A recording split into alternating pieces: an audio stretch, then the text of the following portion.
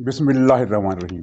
नाज़रीन, बहुत सारे अहम वाक़यात हो रहे हैं, लेकिन मेरे ख़्याल में जिस मामले पर मुस्लिम लीग को तवज्जो देनी चाहिए वो साकिब निसार की ऑडियो टेप का मसला है, जिसका फॉरेंसिक कराने के लिए दरख्वास्त दी गई थी। उस पर इस्लामाबाद हाई कोर्ट ने फ़ैसला महफूज कर लिया है।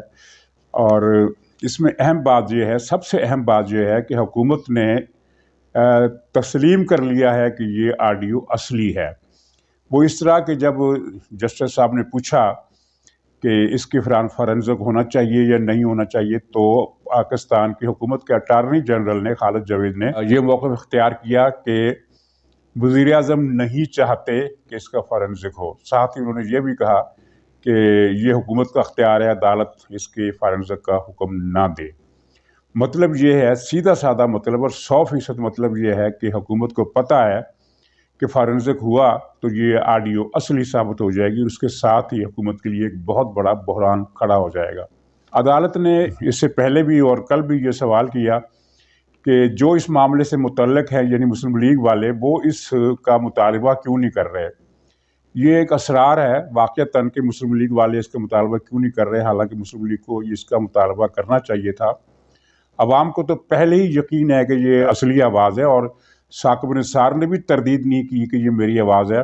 और वो फ़िक्रा बिल्कुल सीधा है, वो ऐसा फ़िक्रा नहीं है कि लफ्ज़ मुख्तलिफ़ तकरीरों से काट काट कर जोड़ कर एक फ़िक्रा बनाया गया हो। बिल्कुल क्लियर कट सीधा फ़िक्रा है, और अमेरिका का वो इदारा भी इसकी तस्दीक कर चुका है, जिससे ये अहमद नूरानी साहब ने इसकी तस्दीक करवाई थी। तो मसला बड़ा क्लियर है। अगर अदालत की इस पर मोहर लग जाती है फॉरेंसिक के हवाले से कि ये असली है, तो बहुत सारा जो मामला है वो ना सिर्फ ये कि निमट जाएगा, बल्कि उसके अंदर से बहुत सारे बहरान पैदा हो जाएंगे, निकल आएंगे, क्योंकि ये मामला सिर्फ साकिब निसार तक नहीं रहेगा, ये कई जजों तक जाएगा। और कई जजों के पीछे जो खुफिया चेहरे थे, नकाब पोश चेहरे, जिनके एलची आते थे और लिखे हुए फैसले जजों को देखकर चले जाते थे, तो वो भी बेनकाब होंगे। इसलिए अंदेशा तो ये सही है जो बाज़ हजरात तजिया नगार ये कर रहे हैं, ये ज़ाहिर कर रहे हैं कि इसका फॉरेंसिक नहीं होने दिया जाएगा, क्योंकि फिर मामला जब खुलेगा तो फिर बहुत दूर तक बात खुलती चली जाएगी।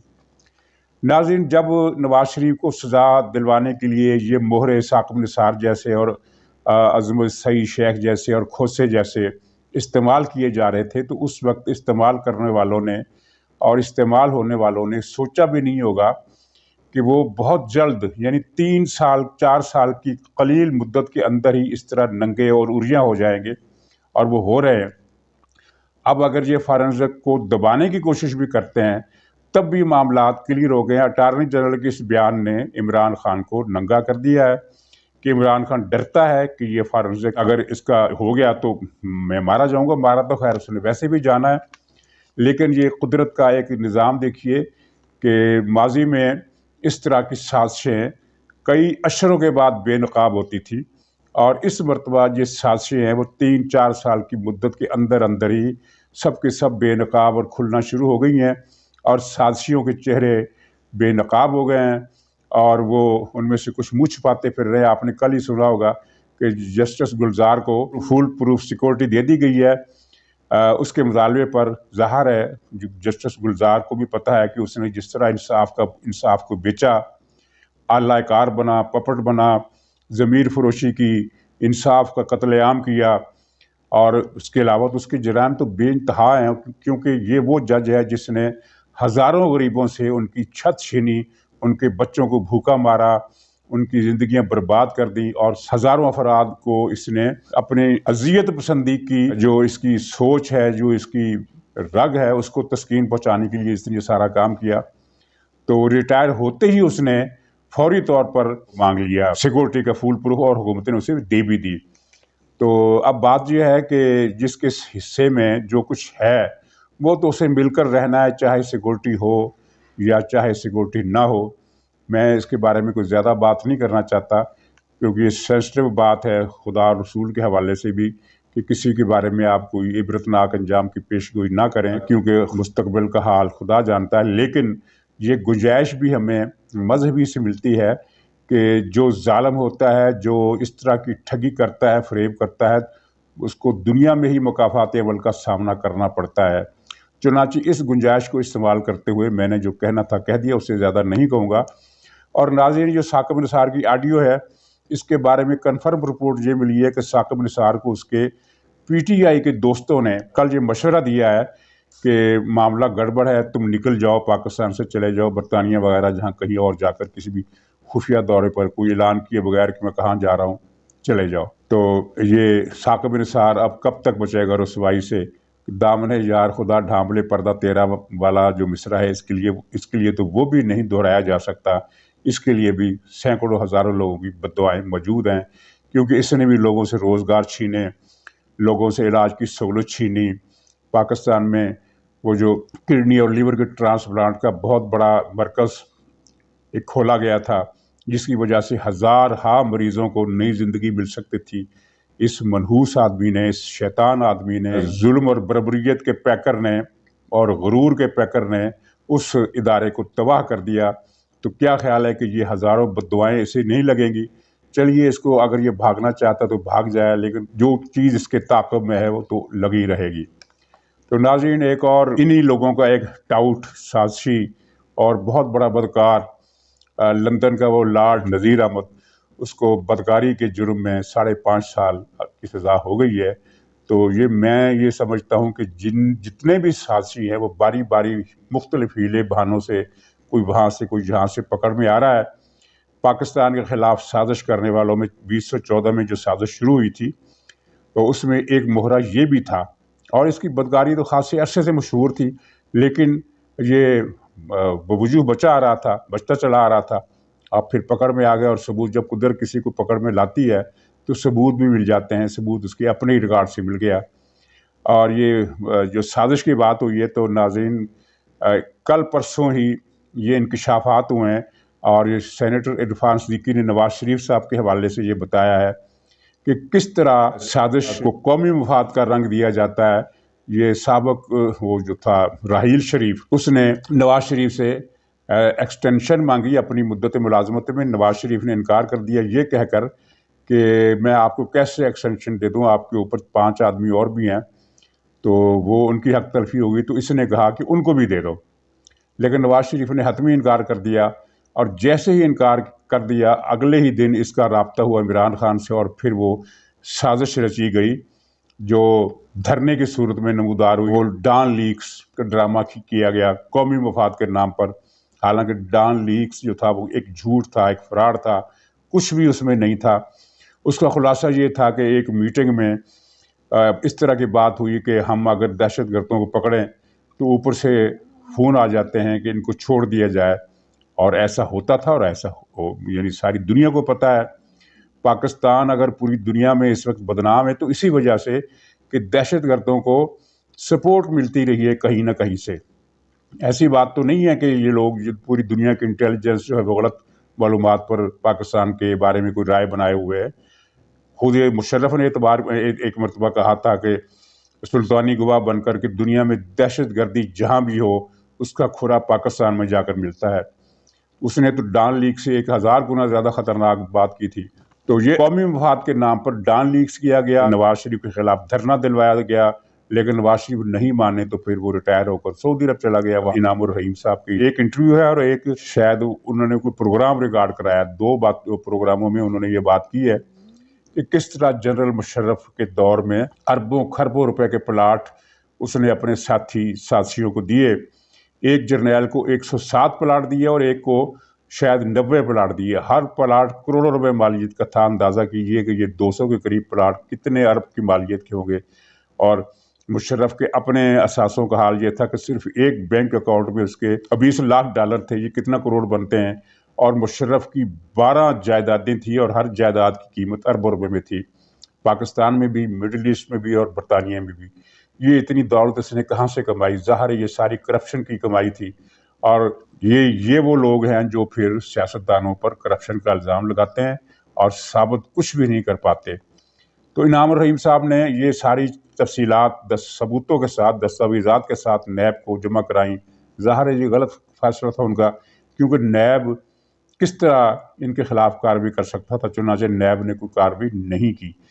लेकिन انعام صاحب کا یہ کارنامہ ہے کہ وہ اس معاملے کو عوام کی عدالت میں لے آئیں۔ عوام کی عدالت میں لانے کا مطلب یہ ہے کہ اب یہ تاریخ کی عدالت میں یہ مقدمہ آ گیا ہے مشرف کی، اور یہ مشرف کی جو جائیدادیں ہیں اور اس کے ساتھیوں کی جو جائیدادیں، جتنے پلاٹ بانٹے گئے ہیں، ان کی جو مجموعی مالیت ہے، اس پر کسی کو یہ تبصرہ میری نظر سے گزرا کہ اگر وہ مجموعی مالیت جو اکٹھی کر لی جائے تو اس سے 8 کالا باغ ڈیم بن سکتے ہیں۔ اتنی بڑی دولت مشرف نے پلنڈر کی، یعنی پاکستان کی تاریخ کا سب سے بڑا لٹیرا اب تک رہا ہے۔ اب تو خیر یہ عمران خان اس کا بھی ریکارڈ توڑ چکا ہے، اور اس کا ہر وزیر، ہر مشیر، ہر ایم پی اے، ہر ایم این اے جتنا اس کا داؤ لگتا ہے وہ لگا رہا ہے، اور کرپشن کے وہ انبار لگا رہا ہے۔ تو ناظرین، یہ تاریخ کا پہیہ چل رہا ہے، کہیں مشرف ننگا ہو رہا ہے، کہیں عمران خان ننگا ہو رہا ہے، کہیں ثاقب نثار ننگا ہو رہا ہے، کہیں جسٹس گلزار ننگا ہو رہا ہے، کہیں وہ بدکار لارڈ نذیر اس کو سزا مل رہی ہے۔ تو یہ جو پہیہ ہے اس لیے نہیں چل رہا کہ نواز شریف کے ساتھ انہوں نے ظلم کیا، بلکہ یہ پہیہ اس لیے گھوم رہا ہے کہ ان لوگوں نے پاکستان کے خلاف سازشیں کی، پاکستان کو تباہ کیا۔ اور ناظرین، یہ اس حکومت کی جو ابھی عزت افزائی چین میں ہوئی ہے وہ بھی آپ نے دیکھ لی، یہ کس طرح دیکھے اس کو سیڑھیوں کے ایک گوشے میں اچھوتوں کی طرح بٹھایا گیا ہے۔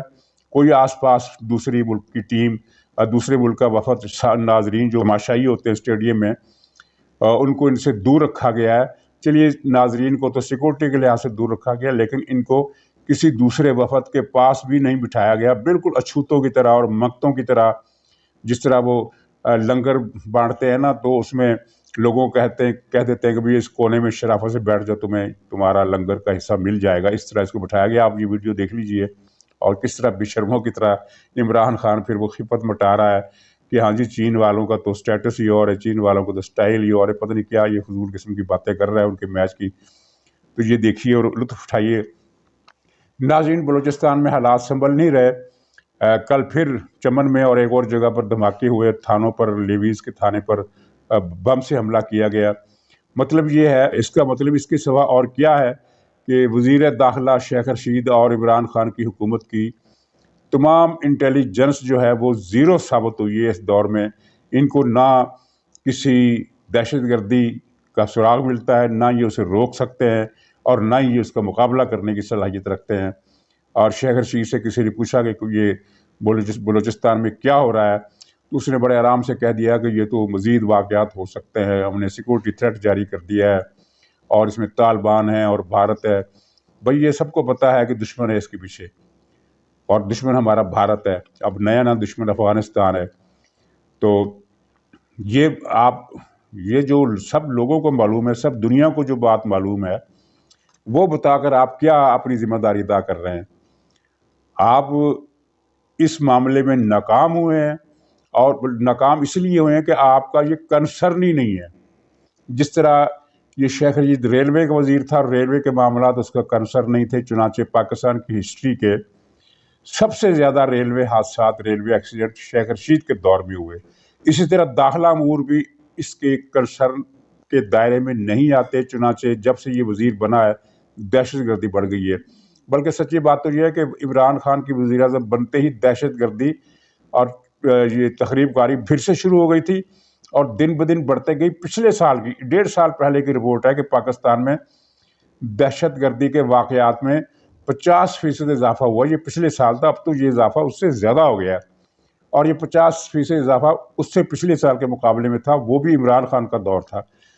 یعنی عمران خان کے دور میں دہشت گردی کا احیاء ہوا، ریوائول ہوا، اگلے سال اس میں مزید اضافہ ہو گیا، اور اس سے اگلے سال مزید اضافہ ہو گیا، اور اب یہ چوتھا سال ہے۔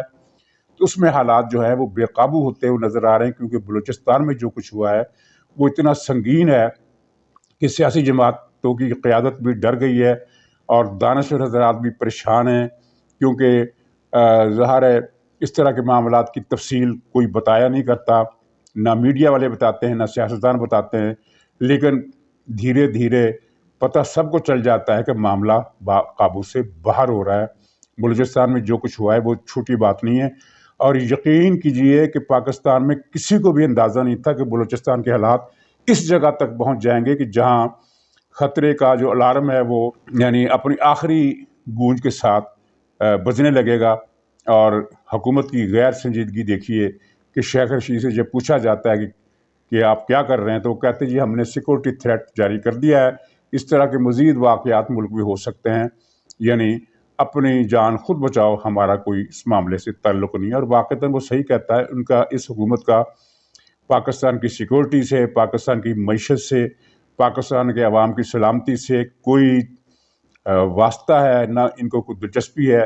عمران خان سے لے کر نیچے تک ان کا واحد کنسرن لوٹ مار، ڈکیتی اور کرپشن ہے، اور بڑی ڈھٹائی سے کرپشن ہے۔ اور ڈھٹائی سے کرپشن اس لیے ہے کہ انہیں پتہ ہے کہ انہیں پکڑنے والا کوئی نہیں ہے، نہ کوئی عدالت انہیں پکڑ سکتی ہے، نہ نیب کی ضرورت ہے، نہ کسی اور ادارے کی یہ ہمت ہے کہ وہ بلکہ ان کے فرصت، نہ کسی اور اداروں کو فرصت ہے کہ وہ عمران خان کی کرپشن پکڑے۔ یہی وجہ ہے کہ اب 2.5 مہینے ہو گئے ہیں پاکستان میں کھاد کو انہوں نے غائب کیا ہوا ہے، جس کا واحد مقصد اس کی سمگلنگ کر کے پیسہ کمانا ہے، اور دوسرا مقصد یہ ہے کہ پاکستان میں سے گندم کی فصل تباہ ہو جائے، تاکہ اگلے سال کا منصوبہ بنا کر تو بیٹھے ہوئے ہیں نا، تو اگلے سال کا منصوبہ جو یہ ہے کہ پھر جب یہ گندم کی فصل جہاں تباہ ہوگی تو ہم وسیع پیمانے پر گندم کی مزید درآمد کریں گے اور مزید پیسہ کمائیں گے اور مزید لوٹ مار کریں گے۔ تو ناظرین، یہ حالات کی ایک تصویر تھی جو میں نے دکھانے کی کوشش کی ہے، اور حالات کی صحیح تصویر دکھانا بھی ایک خبر ہوتی ہے۔ تو اجازت دیجیے، انشاءاللہ کل پھر ملاقات ہوگی۔ خدا حافظ۔